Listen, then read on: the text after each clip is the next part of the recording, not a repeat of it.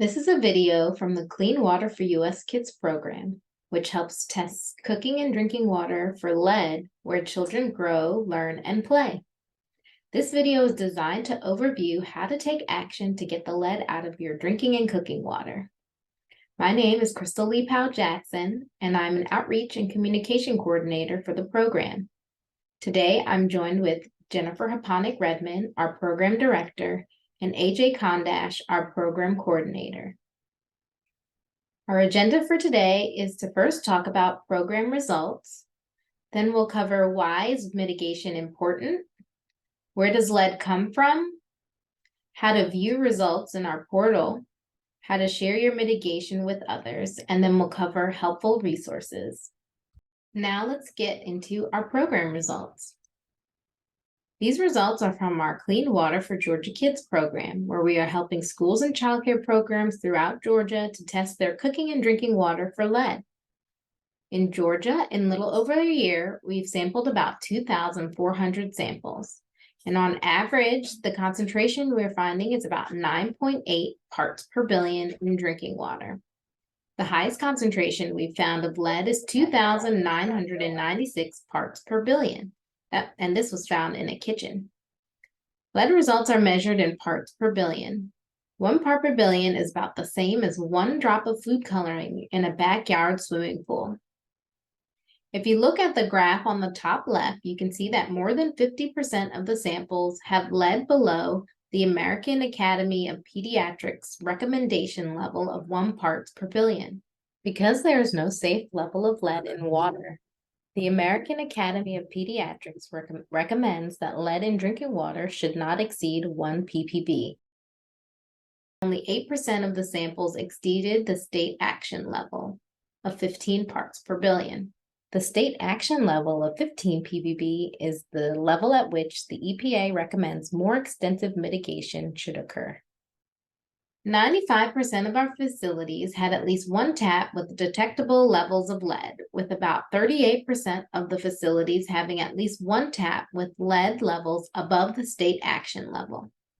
What this means is we are still seeing variability between buildings, highlighting the importance of testing every tap used for cooking and drinking within a building. If you sample only a few of those taps, you could miss one with elevated lead. Next, Jenny will cover why mitigation is important. Any amount of lead exposure causes irreversible and lifelong cognitive and behavioral deficits in children. And because of this, once you receive your specific results, you'll know where to take action to get the lead out. This webinar overviews how to get the lead out. And we want to make sure that you know that it's often simple and low cost. And we're going to overview what those solutions are and what happens in the limited cases where it takes additional support. Next, we're going to overview where does lead come from and how can I get it out using no cost and low cost solutions, and how can I check for a lead service line. So where does lead come from? Lead typically isn't found in source water, and it's also usually not found at the water system. Sometimes the problem may be associated with lead service lines, the piping that comes from between the public system and your building. It actually typically accumulates in the piping and plumbing on the way to your household, your center, or your school. First, we're going to talk about where it can be found inside the building and how you can get it out there. First of all, no-cost clean water habits are always good to practice. This includes designating taps for drinking and cooking with proper signage, and also only using cold water for drinking or cooking. Don't start using hot water, even if you're going to boil it or want an infant formula bottle to be warm, because that can leach extra lead. Low-cost risk mitigation includes several things, including 1, flushing water regularly is very important, especially after the weekend, after holidays, and with COVID-19, after prolonged closures or underused portions of the building. to make sure all of that old water flushes out and you get new fresh water in. After holidays or the weekends, flushing water for a few minutes may be sufficient. Second, changing your faucet fixture to a new stainless steel fixture can get the lead out in certain cases. Older faucet fixtures do have allowable levels of lead in them, and so sometimes this is the problem. Third, installing and maintaining a water filter that is certified to remove lead can be an effective solution in most cases. And fourth, installing a bottle filling water fountain with built-in filler can be a good option at centers and schools where you still want to have a water fountain option, but there's a certified water filter in there. And with COVID, you can actually fill up with bottles instead of drinking out of the fountain. Next, AJ is going to overview how to view your results. All right, thank you, Jenny. On your results dashboard, you'll want to click this blue View Your Results button to view your center's results. On your center dashboard, click that results button, and then your dashboard will come up. Table 1 in your results page will show each of the taps listed in your enrollment survey and collected a sample for. The lead concentration shown under the lead header is how much lead we measured in each of your samples. We also provide a short recommendation based on how you should approach remediation at the tested level of each tap. We'll review this further in the next sections. This figure is also part of your results page. It shows the range of remediation recommendations based on your measured level of lead. We also show key benchmarks for lead concentrations, the 15 ppb state action level, the 1 ppb risk level of the American Academy of Pediatrics, and then our program detection limit of 0.1 parts per billion.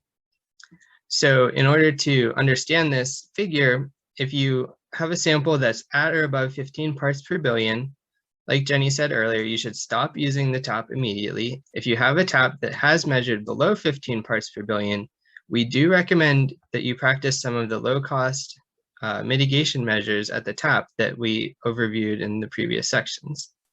As we've said throughout this program, there is no safe level of lead, so we do recommend implementing low-cost mitigations all the way down to our detection level of 0.1 parts per billion, and every center should practice the no-cost clean water habits if possible. Next, we're going to overview how to share your mitigation and your results with others. After viewing your results, a list of your taps will now appear in the remediation measures section of your dashboard. If you click on the Select Measures box that's blue at the bottom right of your dashboard, you'll be able to list each of the remediation measures you've taken at each of your taps. If you push the Save Measures button, they will save your measures and appear on your Public Mapper page. To view your Public Mapper page, you'll want to click on the View Your Results button, and in your results page at the very bottom, there's a link for your Public Mapper. You can use this link to share your center's results with any of your parents, workers, or other interested parties. The Public Results Mapper page will list each of the taps you registered at your center, any follow-up sampling results, and any additional testing that you ordered for your center, in addition to any remediation measures that you listed using the previous steps. Next, we'll overview a few helpful resources that you can use to take the next steps to remediate your water, share your results, and other things. So first, all of the above remediation efforts are discussed in more detail in our remediation how-to videos. You will find videos on how to choose a water filter, how to install a water filter, and how to replace a faucet. In addition to the videos, we've created flyers that walk you through the process of purchasing a water filter. They provide a few examples of filters that are certified to remove lead and provide you with an estimate of how much it will cost to purchase and maintain a filter. Additionally, we've created an FAQ page that has a lot of the frequently asked questions that centers are asking. These include questions on sharing your results from your public mapper, including remediation measures and how to get the lead out of your water, and recommendations based on your specific measured level of lead in your taps. If you had performed remediation on a tap that tested below the state action level, you can order a new test kit to collect a new sample for your newly remediated tap. Any results from ordered post-remediation samples will appear on your public mapper page under your initial results, helping you to show parents that you're working to get the lead out of your center or school's water. There's a small fee to retest taps, as only one round of sampling is covered by our current grant funds. We've created a video that walks you through step-by-step through this process, and it is available on our how-to page. And again, thank you for participating in this webinar and helping to protect children's health. You can feel free to contact us if you do have any further questions that we don't answer using our contact page.